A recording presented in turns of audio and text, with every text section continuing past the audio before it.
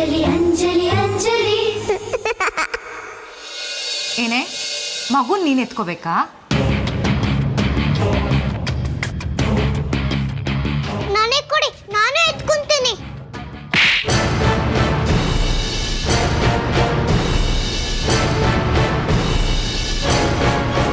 ನೀನೇನು ಮಗುನ್ ನೋಡ್ಕೊಳ್ಳೋದು ಬೇಕಾಗಿಲ್ಲ. ಈಗಿಂದೀಗ್ಲೇ ಗಂಟು ಮುಟ್ಟೆ ಕಟ್ಕೊಂಡು ಹೋಗ್ತಾ ಇರು.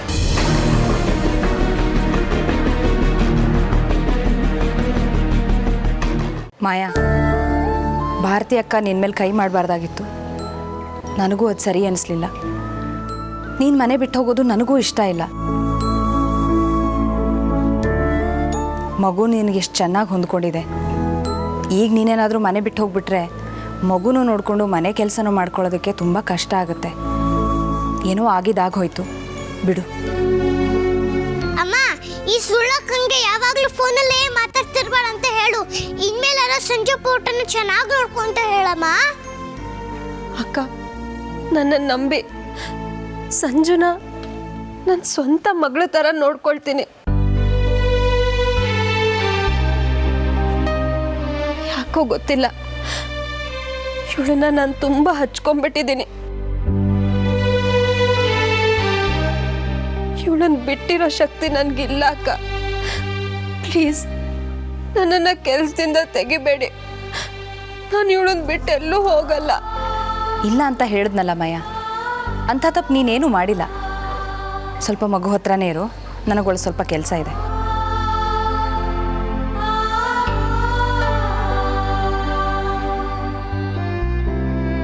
ಪರವಾಗಿಲ್ಲ, ಸುಳ್ಳಕ್ಕಂಗೆ ನಿಜವಾಗ್ಲೂ ಬೇಜಾರಾಗಿದೆ ಅನ್ಸುತ್ತೆ. ಪಾಪ, ಈ ಸುಳ್ಳಕ್ಕಂಗೆ ದೊಡ್ಡಮ್ಮ ಹೊಡೆದೇ ಬಿಟ್ರು. ತುಂಬಾ ನೋವಾಗಿರುತ್ತೆ ಅನ್ಸುತ್ತೆ. ಅಬ್ಬಬ್ಬಾ, ಈ ಮಗುಗೋಸ್ಕರ ನಾಟಕ ಆಡಿ ಆಡಿ ಸಾಕಾಗೋಯ್ತು. ನಾನು ಹೆತ್ತಿರೋ ಮಗುನೂ ಇಷ್ಟು ಮುದ್ದಿಸ್ತೀನೋ ಇಲ್ವೋ ನನಗೆ ಗೊತ್ತಿಲ್ಲ. ಎಲ್ಲ ನನ್ನ ಕರ್ಮ. ಅಯ್ಯೋ, ಈ ಸುಳ್ಳಕ್ಕ ಕೆಟ್ಟ ಬುದ್ಧಿ ಬಿಡೋದೇ ಇಲ್ಲ, ಒಳ್ಳ ಬುದ್ಧಿನೇ ಕಲಿಯಲ್ಲ.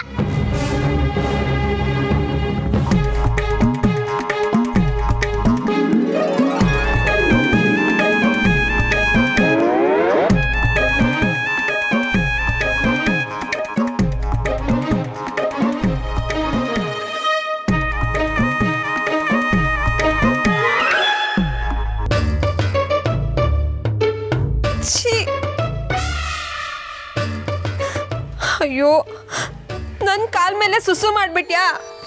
ಸಂಜು ಪಾಪು, ಒಳ್ಳೆ ಕೆಲಸ ಮಾಡ್ದಿ. ಯಾಕಂದ್ರೆ ಹಾಗೆ ಆಗ್ಬೇಕು. ಛೇ,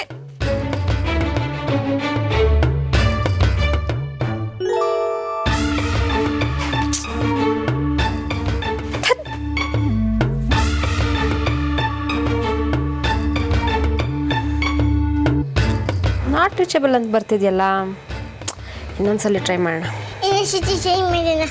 ಇವಳು ಸುಳ್ಳಿ ಅಂತ ಅಮ್ಮಂಗೆ ಹೇಳ್ಬೇಕು. ತಂಗಿನ ಬೈತ್ಯಾ?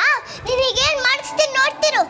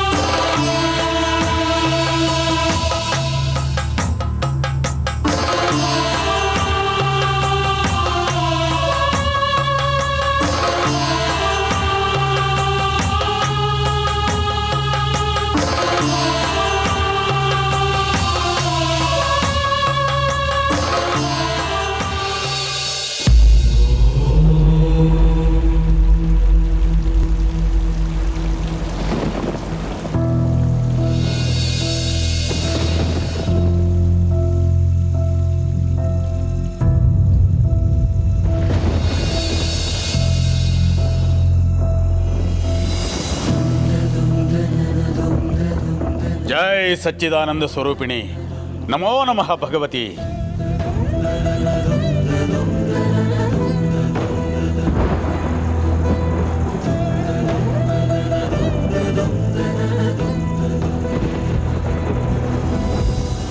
ಶುಭಂ ಭವತು. ಏನು ತಾವು ಬಂದಿದ್ದು? ಬಹಳ ದಿವಸಗಳ ನಂತರ ನಮ್ಮ ಆಶ್ರಮದ ಕಡೆ ಬಂದಿದ್ದೀರಾ. ಗುರುಗಳೇ, ನಾನೊಂದು ದೊಡ್ಡ ಜಿಜ್ಞಾಸೆಯಲ್ಲಿ ಸಿಕ್ಕಾಕೊಂಡಿದ್ದೀನಿ. ಅದನ್ನು ಪರಿಹರಿಸೋಕ್ಕೆ ತಮ್ಮಿಂದ ಮಾತ್ರ ಸಾಧ್ಯ. ನೀವೇ ಒಂದು ದಾರಿ ತೋರಿಸ್ಬೇಕು. ಅದೇನು ಹೇಳಿ. ಗುರುಗಳೇ, ಈಗ 2ನೇ ಮಗುಗೆ ಅನ್ನಪ್ರಾಶನ ಮಾಡಿಸ್ಬೇಕು ಅಂತ ಅಂದ್ಕೊಂಡಿದ್ದೀವಿ. ತುಂಬ ಸಂತೋಷ, ಮಾಡಿ. ಈ ತಿಂಗಳಲ್ಲಿ 5-6 ಒಳ್ಳೆಯ ದಿನಗಳಿವೆ. ಅದರಲ್ಲಿ ಯಾವುದಾದ್ರೂ ಒಂದು ದಿವಸ ಅನ್ನಪ್ರಾಶನ ಶಾಸ್ತ್ರ ಮಾಡಿಸ್ಬೋದು. ಸಮಸ್ಯೆ ಅದಲ್ಲ ಗುರುಗಳೇ. ಸಣ್ಣ ಸಮಸ್ಯೆಗೆ ನೀವು ನನ್ನ ಹತ್ರ ಬರೋಲ್ಲ ಅಂತ ನನಗೆ ಗೊತ್ತು. ನೀವು ದಿವ್ಯ ಜ್ಞಾನಿಗಳು. ನನ್ನ ಸಮಸ್ಯೆ ಏನು ಅಂತ ನಿಮಗೆ ಗೊತ್ತಿರುತ್ತೆ. ಇರಬಹುದು. ನಿಮ್ಮ ಸಮಸ್ಯೆ ಏನು ಅಂತ ಹೇಳುವಷ್ಟು ಶಕ್ತಿ, ಚೈತನ್ಯ ಆ ಭಗವತಿ ನಿಮಗೇ ಕೊಟ್ಟಿರುವಾಗ ನಾನು ಯಾಕೆ ನಿಮ್ಮ ಮನಸ್ಸಿನಲ್ಲಿ ಇಣುಕಿ ಅದನ್ನು ಹೇಳಬೇಕು? ನಿಮ್ಮನ್ನು ಅಂತಹ ಪ್ರಭಾವಕ್ಕೆ ಸಿಲುಕಿಸಿ ನಿಮ್ಮಿಂದ ಏನನ್ನಾದರೂ ಪಡ್ಕೋಬೇಕು ಅನ್ನೋ ಪ್ರಲೋಭನೇನೂ ನನಗಿಲ್ಲ. ನಿಮ್ಮ ಸಮಸ್ಯೆ ಏನು ಅಂತ ನೀವೇ ಹೇಳಿ. ಗುರುಗಳೇ, ನನ್ನ ಪ್ರಾಣಕ್ಕೆ ಪ್ರಾಣ ಆಗಿದ್ದ ಮಗಳು 1 ವರ್ಷದಿಂದ ನಮ್ಮನ್ನೆಲ್ಲ ಬಿಟ್ಟೊಟ್ಟೋದ್ಲು. ಭಗವತಿ, ತುಂಬ ವಿಷಾದದ ಸಂಗತಿ. ಪುತ್ರ ಶೋಕವಾದರೂ ಪುತ್ರಿ ಶೋಕವಾದರೂ ಎರಡೂ ನಿರಂತರ. ಸಮಾಧಾನ ಮಾಡಿಕೊಳ್ಳಿ. ಗುರುಗಳೇ, ಈಗ 2ನೇ ಮಗುಗೆ ಅನ್ನಪ್ರಾಶನ ಕಾರ್ಯಕ್ರಮ ಇಟ್ಕೊಂಡಿದ್ದೀವಿ. ಮೊದಲನೇ ಮಗು ಹೆಸರಲ್ಲಿ ಪೂಜೆ ಕಾರ್ಯ ಮಾಡಬೇಕು ಅನ್ನೋದು ಮನೆಯವರೆಲ್ಲರ ಅಭಿಪ್ರಾಯ. ನನಗಂತೂ ಏನೂ ಮಾಡೋಕೆ ಇಷ್ಟ ಇಲ್ಲ. ಆದರೆ ಅಣ್ಣ ಅದಕ್ಕೆ ಮಾತನ್ನು ತೆಗೆದುಹಾಕೋಕ್ಕಾಗದೆ ಇಲ್ಲಿ ತನಕ ಬಂದಿದ್ದೀನಿ. ನಿಮ್ಮ ಮಗು ವಿಧಿವಶವಾದಾಗ ಎಷ್ಟು ವರ್ಷ? 3.5 ವರ್ಷ ಗುರುಗಳೇ. ಶಾಸ್ತ್ರಗಳ ಪ್ರಕಾರ ಚಿಕ್ಕ ಮಕ್ಕಳಿಗೆ ಯಾವುದೇ ಶ್ರಾದ್ದ ಸಂಸ್ಕಾರ ಮಾಡೋ ಹಾಗಿಲ್ಲ. ಮಕ್ಕಳಿಗೆ ಯಜ್ಞೋಪವೀತ ಧಾರಣೆ ಆಗಿರಬೇಕು ಅಥವಾ ವಿವಾಹ ವಿಧಿ ನೆರವೇರಿರಬೇಕು. ಆಗಷ್ಟೇ ನಾವು ಕರ್ಮಗಳನ್ನು ಮಾಡೋಕ್ಕಾಗೋದು. ಆ ಪ್ರಕಾರ ಹೇಳೋದಾದರೆ ನೀವು ನಿಮ್ಮ ಮಗಳಿಗೆ ಯಾವುದೇ ಶ್ರಾದ್ದಾದಿ ಕರ್ಮಗಳನ್ನು ಮಾಡೋ ಹಾಗಿಲ್ಲ. ಹಾಗಾದರೆ ನೇರವಾಗಿ ನಾವು ಅನ್ನಪ್ರಾಶನ ಕಾರ್ಯಕ್ರಮ ಮಾಡ್ಬೋದಲ್ವಾ? ಖಂಡಿತ. ಅದಕ್ಕೂ ಮುಂಚೆ ತೀರಿ ಹೋದ ಮಗುವಿನ ಹೆಸರಿನಲ್ಲಿ ಒಂದು ಪೂಜೆ ಪುಣ್ಯಾಹ ಮಾಡಿ ಅನಂತರ ಅನ್ನಪ್ರಾಶನ ಕಾರ್ಯಕ್ರಮ ಮಾಡಬಹುದು. ಸರಿ ಗುರುಗಳೇ, ಹಾಗೆ ಮಾಡ್ತೀವಿ. ನೀವೇ ಒಂದು ಒಳ್ಳೆ ದಿವಸ ಗೊತ್ತು ಮಾಡಿಕೊಡಿ. ನಿಮ್ಮ ಮಗಳ ಜನ್ಮ ನಕ್ಷತ್ರ ಯಾವುದು? ಸ್ವಾತಿ ನಕ್ಷತ್ರ. ಸ್ವಾತಿ ನಕ್ಷತ್ರ, ತುಲಾ ರಾಶಿ. ಹೆಸರೇನು? ಅಂಜಲಿ ಅಂತ ಕೂಗ್ತಾ ಇದ್ವಿ. ಅವಳ ಜನ್ಮ ದಿನಾಂಕ, ಹುಟ್ಟಿದ ಸಮಯ ಈ ಚೀಟಿಲಿ ಬರ್ಕೊಡಿ. ಸರಿ ಗುರುಗಳೇ.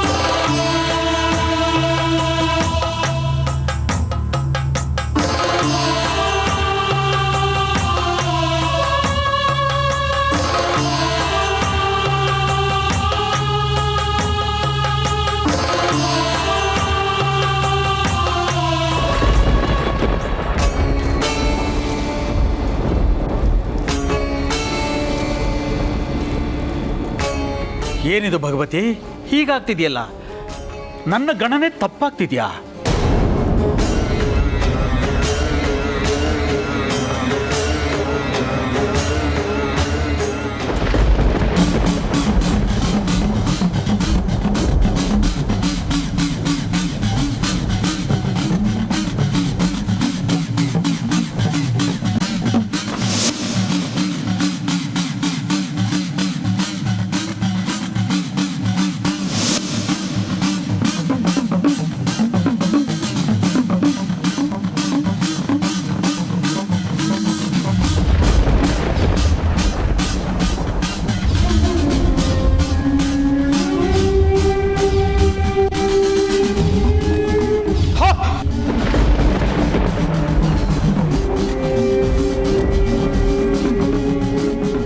ಇಲ್ಲ, ಸಾಧ್ಯನೇ ಇಲ್ಲ.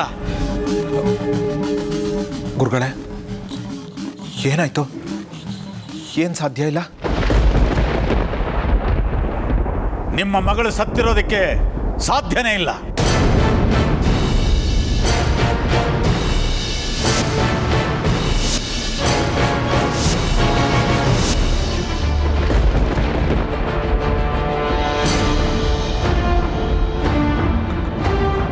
ಗುರುಗಳೇ, ಏನು ಹೇಳ್ತಾ ಇದ್ದೀರಾ ನೀವು? ನನ್ನ ಮಗಳು ಸತ್ತಿಲ್ವಾ? ಇಲ್ಲ, ಅವಳ ಜನ್ಮ ನಕ್ಷತ್ರ ಹುಟ್ಟಿದ ಗಳಿಗೆ ಪ್ರಕಾರ ಅವಳು ಪೂರ್ಣಾಯುಷಿ. ಅವಳು ಸಾಯಕ್ಕೆ ಸಾಧ್ಯನೇ ಇಲ್ಲ. ಇಲ್ಲ ಗುರುಗಳೇ, ಅವಳು ಬದುಕಿರೋಕೆ ಹೇಗೆ ಸಾಧ್ಯ? ಇದೇ ಕೈಗಳಿಂದ ಅವಳು ಸಂಸ್ಕಾರ ಮಾಡಿದ್ದೀನಿ. ಅದು ನನಗೆ ಗೊತ್ತಿಲ್ಲ. ನನ್ನ ಲೆಕ್ಕಾಚಾರದ ಪ್ರಕಾರ ಅವಳು ಜೀವಂತವಾಗಿದ್ದಾಳೆ.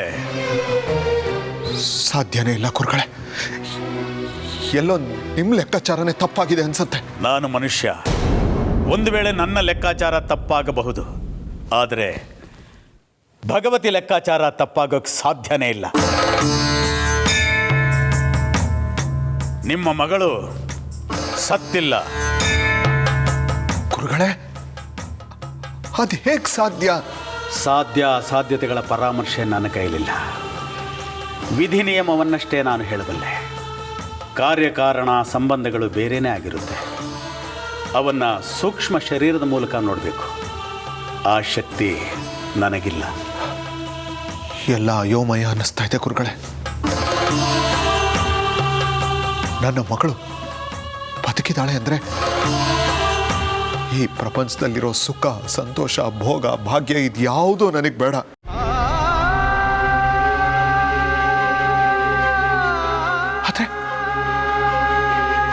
ಆದರೆ ಅದು ಹೇಗೆ ಸಾಧ್ಯ ಗುರುಗಳೇ?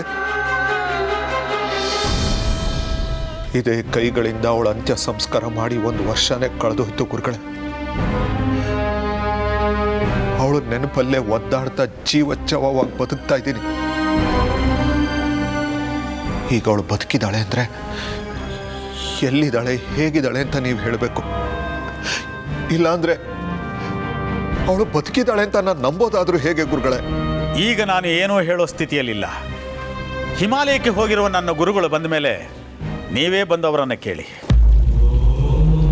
ಕೈಲಾಸ ಮಾನಸ ಸರೋವರದ ತಟದಲ್ಲಿ ಇವತ್ತಿಗೂ ತಪಸ್ಸು ಮಾಡುತ್ತಿರುವ 7 ಜನ ಮಹಾನುಭಾವರುಗಳಲ್ಲಿ ನನ್ನ ಗುರುಗಳು ಒಬ್ಬರು. ಅವರಷ್ಟೇ ನಿಮ್ಮ ಪ್ರಶ್ನೆಗಳಿಗೆ ಉತ್ತರ ಕೊಡಲು ಸಾಧ್ಯ. ಅಂದರೆ ನನ್ನ ಮಗು ಬದುಕಿದ್ದಾಳೆ ಅಂತ ಖಚಿತವಾಗಿ ಹೇಳ್ತೀರಾ? ಈ ಭಗವತಿಯ ಸಾಕ್ಷಿಯಾಗಿ, ನನ್ನ ಗುರುಗಳ ಸಾಕ್ಷಿಯಾಗಿ ನಿಮ್ಮ ಮಗಳು ಬದುಕಿದ್ದಾಳೆ. ಸುಳ್ಳು ಹೇಳಿ ಯಜ್ಞ ಯಾಗಾದಿಗಳನ್ನು ಮಾಡಿಸಿ ಹಣ ಶೇಖರಣೆ ಮಾಡೋ ವಿಷಯ ಪ್ರೇರಿತ ಸ್ವಾಮಿ ನಾನಲ್ಲ. ಒಂದು ವೇಳೆ ನಾನು ಹೇಳಿದ್ದು ಸುಳ್ಳು ಅನ್ನೋದು ಯಾವುದೇ ಗಳಿಗೆಯಲ್ಲಿ ಸಾಬೀತಾದರೂ ಅದು ನನ್ನ ವಿದ್ಯೆ, ಸಾಧನೆ, ನನ್ನ ಸತ್ಯ ಸಾಕ್ಷಾತ್ಕಾರದ ಸೋಲು ಅಂತ ನಾನು ಭಾವಿಸ್ತೀನಿ. ಆ ನಂತರ ಈ ಭೂಮಿಯ ಮೇಲೆ ಒಂದು ಕ್ಷಣವೂ ಬದುಕದೆ ಪಶ್ಚಿಮ ವಾಹಿನಿಯಲ್ಲಿ ನಿಮ್ಮೆದುರಿಗೆ ನನ್ನ ಪ್ರಾಣತ್ಯಾಗ ಮಾಡುತ್ತೇನೆ. ಗುರುಗಳೇ, ವೃಥಾ ಮಾತು ಬೆಳೆಸುವ ಅಗತ್ಯವಿಲ್ಲ. ನಂಬುವುದು ಬಿಡುವುದು ನಿಮಗೆ ಬಿಟ್ಟಿದ್ದು. ನೀವಿನ್ನು ಹೊರಡಬಹುದು.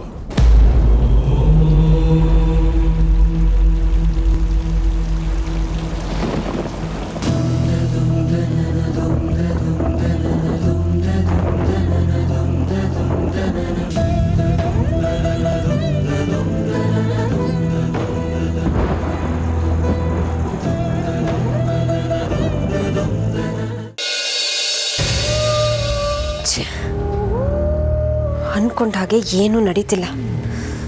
ಬೇಗ ಕೆಲಸ ಮುಗಿಸಿ ಇಲ್ಲಿಂದ ಜಾಗ ಖಾಲಿ ಮಾಡೋಣ ಅಂದ್ಕೊಂಡ್ರೆ ಏನಾದರೂ ಒಂದು ಎಡವಟ್ಟು ಆಗ್ತಾನೆ ಇದೆ. ಹಲೋ, ನಾನು ಮಾಯಾ. ಫೋನಲ್ಲಿ ಹೆಸರು ಬರುತ್ತೆ, ಅಲ್ಲೇ ನಡೀತಾ ಇದೆ. ಮಗುನ ಆರ್ಸೋಕೆ ಏನಾದ್ರು ಪ್ಲ್ಯಾನ್ ಮಾಡಿದ್ಯಾ ಹೇಗೆ?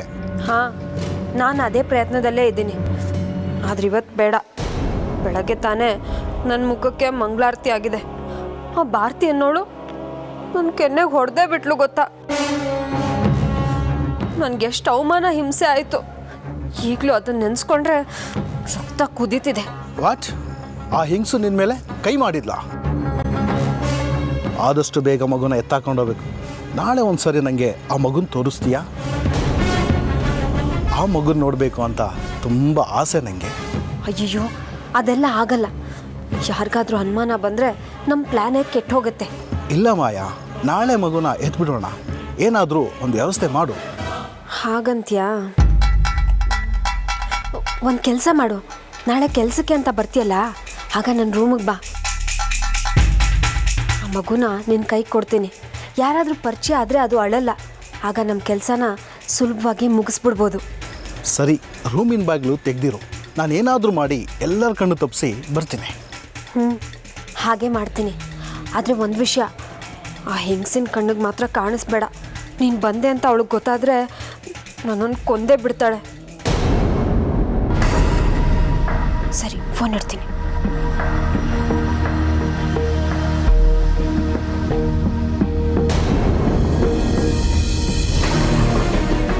ಯಾರ ಜೊತೆ ಮಾತಾಡ್ತಾ ಇದೆಯಾ?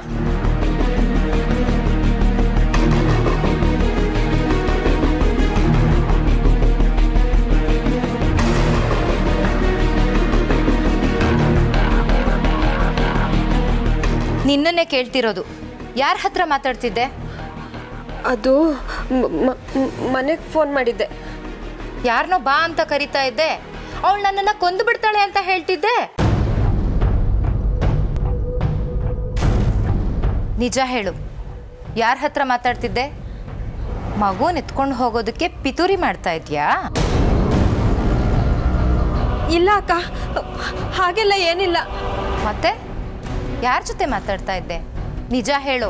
ಸಾರಿ, ಬೆಳಗ್ಗೆ ನೀವು ನಂಗೆ ಹೊಡೆದಾಗ್ಲಿಂದ ನನಗೆ ತುಂಬ ಹೆದರಿಕೆ ಆಗ್ತಿದೆ. ನಮ್ಮ ಅಣ್ಣ ಬಂದು ನನ್ನ ಕರ್ಕೊಂಡು ಹೋಗ್ತಾನಂತೆ.